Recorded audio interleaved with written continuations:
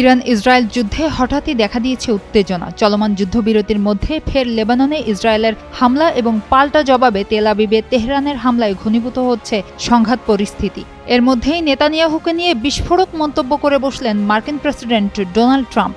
মার্কিন প্রেসিডেন্ট বলেন, ইরানের সঙ্গে একটি চুক্তি হলে তা মেনে নেওয়া ছাড়া ইসরায়েলের প্রধানমন্ত্রী নেতানিয়াহুর আর কোনো উপায় নেই। এক সাক্ষাৎকারে ট্রাম্প বলেন, সব সিদ্ধান্ত তিনিই নেন, নেতানিয়াহু নয়। নন ইনভার্টার এসির দামে ঘরে আনুন বিদ্যুৎ সাশ্রয়ী ইনভার্টার এসি।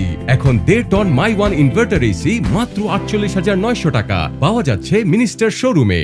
তিনি আরও জানান, ইরানে হামলা হলেও তেহরানের সঙ্গে একটি সমঝোতা বা চুক্তিতে পৌঁছানোর ইচ্ছা তার এখনও রয়েছে।